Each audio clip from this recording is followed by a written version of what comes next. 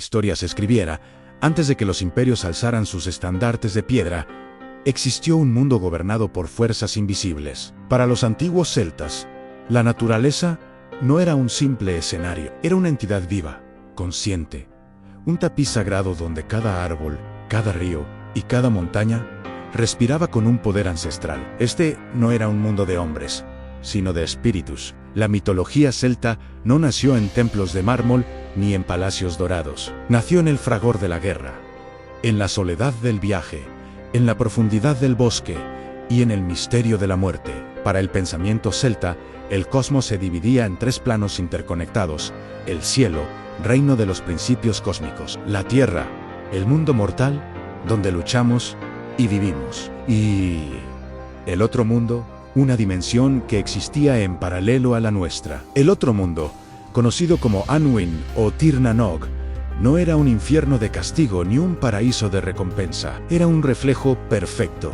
una versión superior de nuestra propia realidad. Allí habitaban los dioses, los espíritus y las almas de los héroes caídos. Era un lugar de poder eterno y conocimiento infinito, al que solo se podía acceder mediante rituales sagrados, portales ocultos o a través del velo final de la muerte. En el corazón de este panteón divino se alzaba Dagda, el buen dios, el padre de todos. Su figura era la de un gigante poderoso, señor de la vida y la muerte.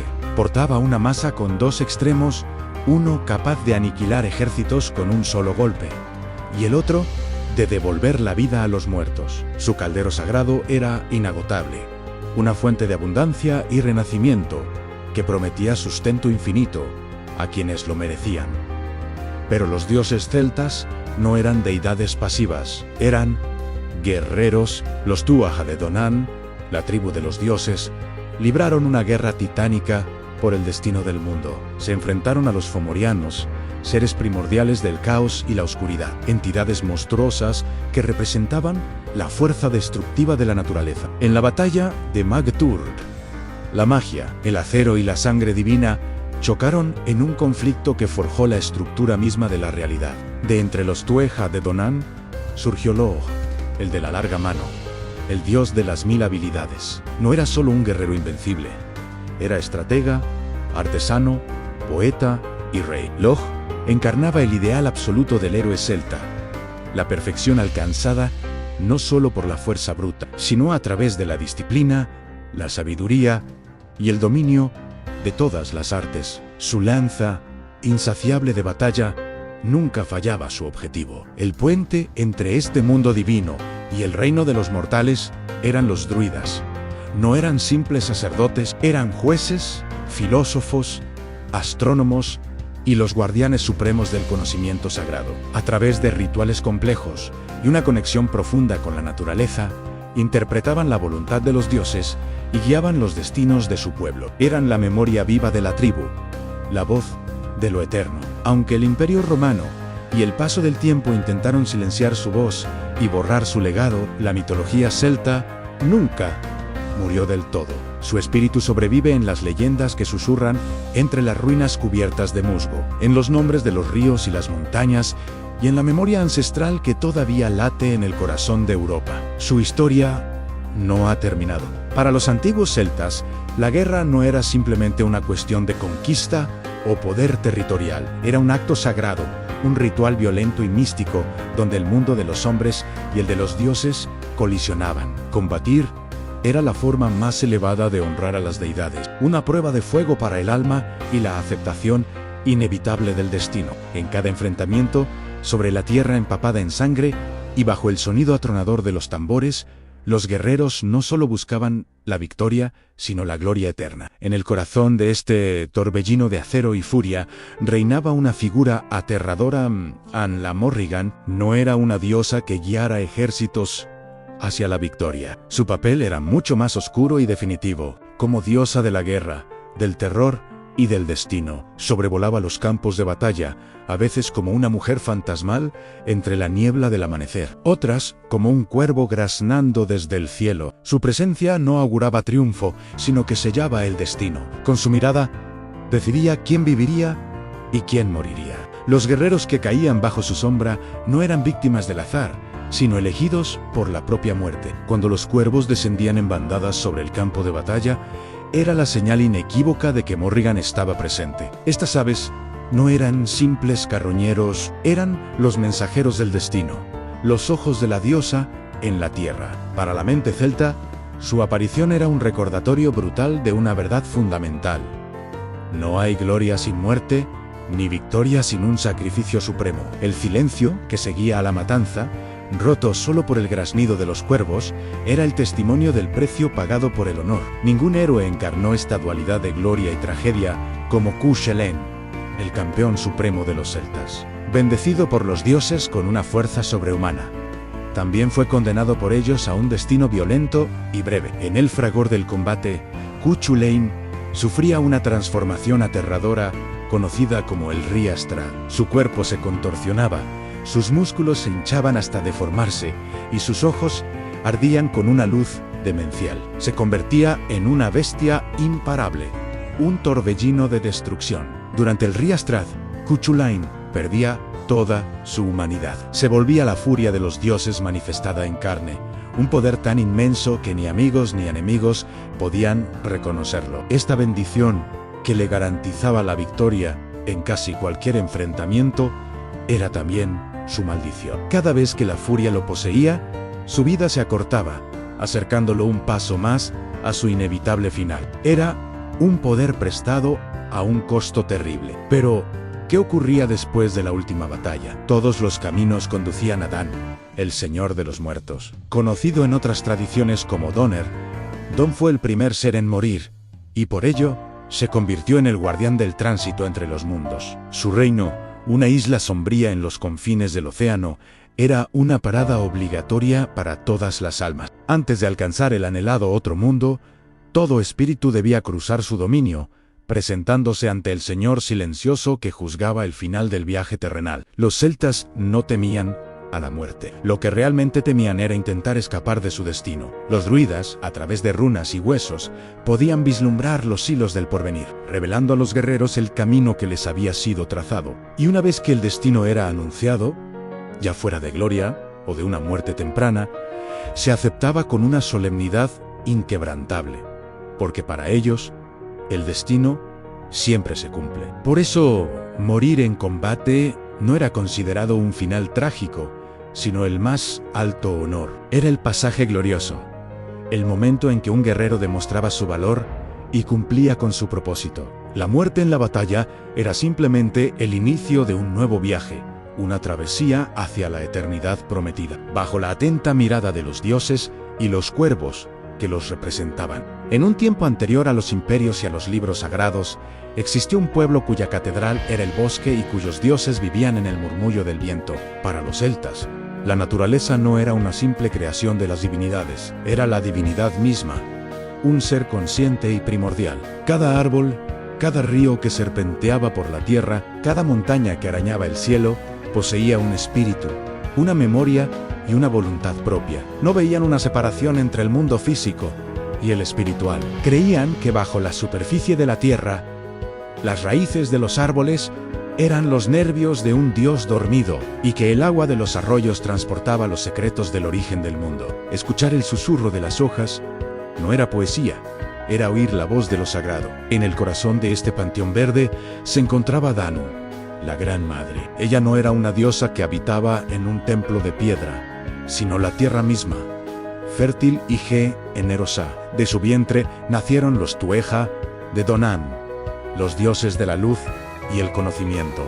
Danu representaba la fuente inagotable de la vida, el poder primigenio de la abundancia y el ciclo eterno de la creación. Se la imaginaba como la propia tierra, de la cual brotaban los ríos como venas y crecían los bosques como su cabello. Los guerreros más fieros se arrodillaban ante ella, no por miedo, sino por un profundo respeto al origen de su fuerza. Sus símbolos, como la espiral infinita, nos recuerdan que todo en el universo nace, crece y regresa a ella. De esta tierra madre surgió una llama triple Ambridget, la diosa del fuego interior. Ella era la chispa que enciende la mente del poeta, la calidez que guía las manos del sanador y el calor que da forma al metal en la forja del herrero. Brigid era palabra, inspiración y transformación. Su culto se centraba en una llama eterna que nunca debía extinguirse, simbolizando la continuidad del conocimiento, la creatividad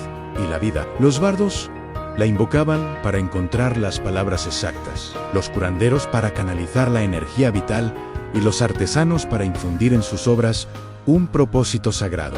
En Brigitte, el fuego no era destrucción, sino la fuerza que purifica, ilumina y crea. Y mientras Brigitte representaba el fuego de la civilización, en las profundidades indómitas del bosque, reinaba Cernunnos, el señor cornudo, sentado en el corazón de la naturaleza salvaje, con astas de ciervo brotando de su cabeza.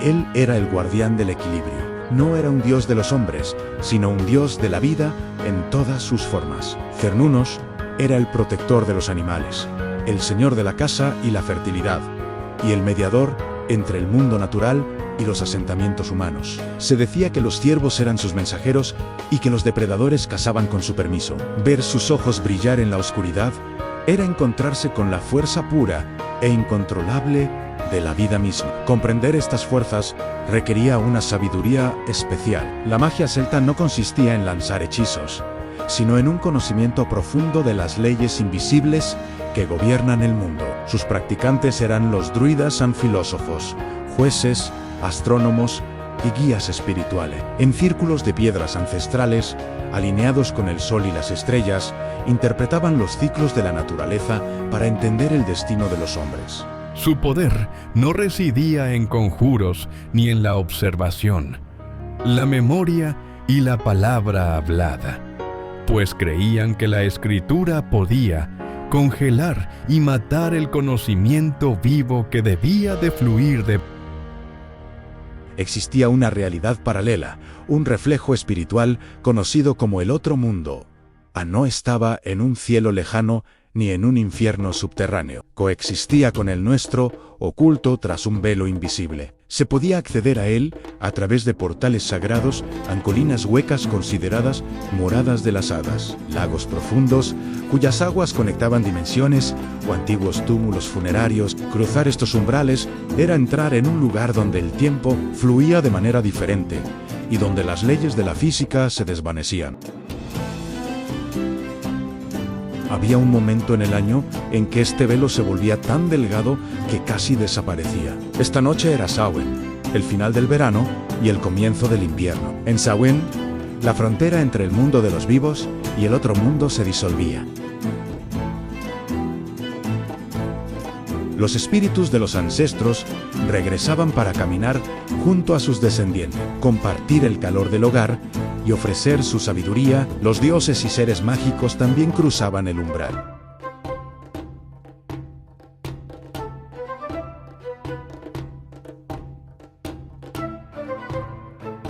Al final, la visión celta del universo no se basaba en una creación y un apocalipsis, sino en un ciclo eterno e ininterrumpido. Como las estaciones que se suceden sin fin, la vida, la muerte y el renacimiento eran simplemente fases de una misma existencia. Un árbol florece en primavera, da su fruto en verano, pierde sus hojas en otoño y duerme en invierno, solo para renacer con más fuerza. La mitología celta nos enseña que nada termina realmente, solo se transforma, girando para siempre en la gran espiral cósmica, unida eternamente a la tierra, a la magia y a los mundos invisibles. Más allá de los dioses y los héroes, los celtas temían y respetaban a las criaturas que habitaban el otro mundo.